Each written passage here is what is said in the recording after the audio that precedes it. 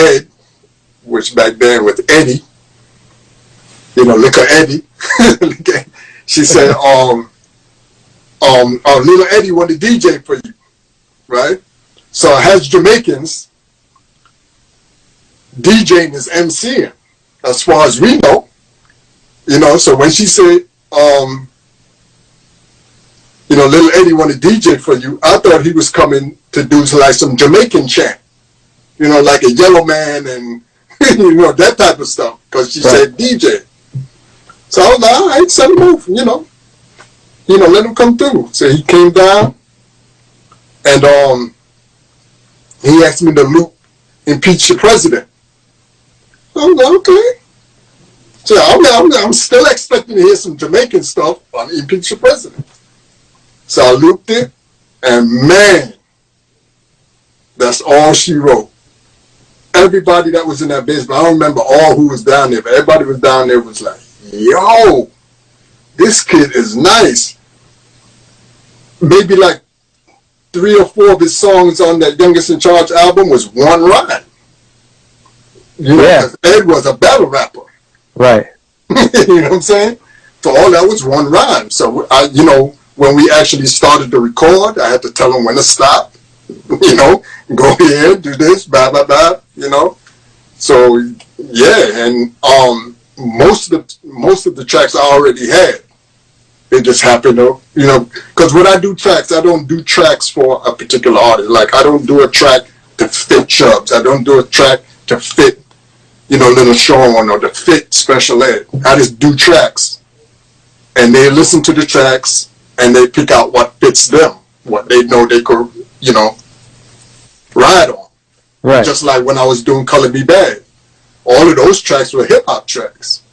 But they heard melodies on it. So, that's how they end up having tracks that kind of like, kind of like hip-hop. Right. Kind of grooves, because their initially was, for hip-hop.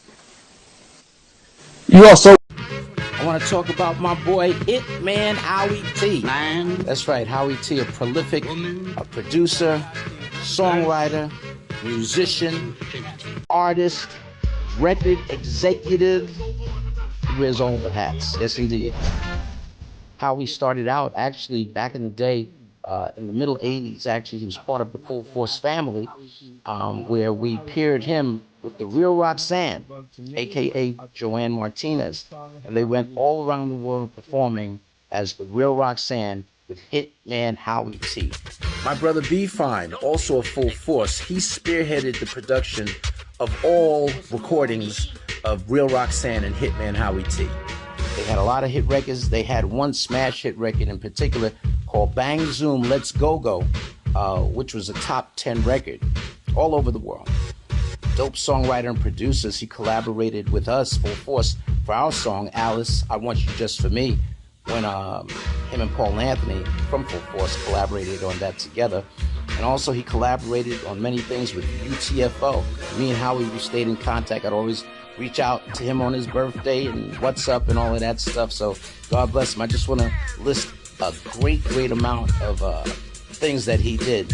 He produced and co-wrote the smash hit record by Color Me Bad called I Wanna Sex You Up. That was an award-winning, groundbreaking record. He also did their albums as well. Mr. Howie Tee, good looking, Jake. He also collaborated with Chubb Rock, Treat 'Em Right, smash hit record, and so many other stuff that he did with Chubb Rock. Special Ed, I Got It Made. He also worked with the late great Kango Kid of U.T.F.O. With Whistle, Nothing Serious, Just Buggin', and Barbara's Bedroom, Always and Forever. They had a lot of top 10 records.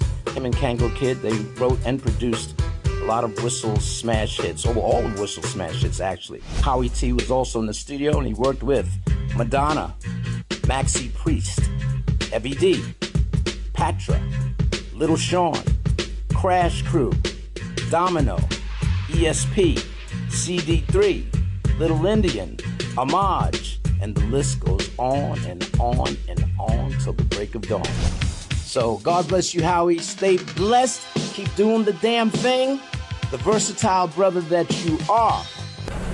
I welcome you guys back on here. If you're new, consider subscribing, liking, and also share this video. So Hitman Howie Tee, the pioneering hip-hop producer behind Special ED and Chubb Rock, actually passed away just a couple of days ago. The Brooklyn's own, that is Hitman Howie Tee, helped define the sound of the late 80s and early 90s hip-hop.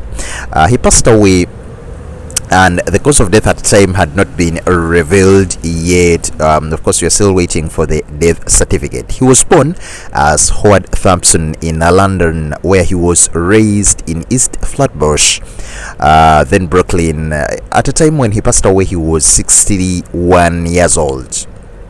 But of course, right about now, we are celebrating him, we are celebrating his legacy, and we've seen, so many artists, so many people within the music industry coming out to commemorate and pay tributes to him, because man, he's a man who is actually recognized for his huge works that helped the launch of careers of artists like Special ED, Chubb Rock, the Real Roxanne, the U.T.F.O, and of course he shaped a generation of hip-hop fans, artists, and so many producers.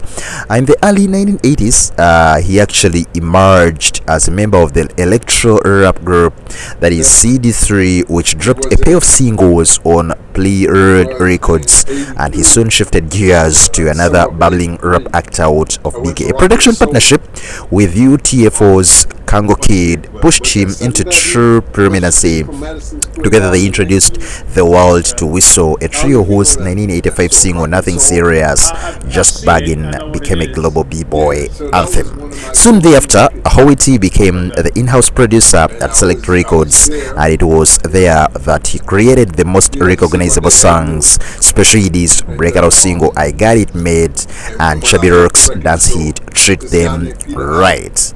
Both tracks climbed the charts and proved Howie Tee could balance the streets with commercial appeal, and by 1991 he actually struck platinum pop success, and he co-produced the Billboard Hot 100 topping I Wanna Sex You Up by Calamy Bird. We'll continue celebrating him because his legacy in the music industry is really huge, and of course we are praying for his family, friends, and fans. Rest in power, King.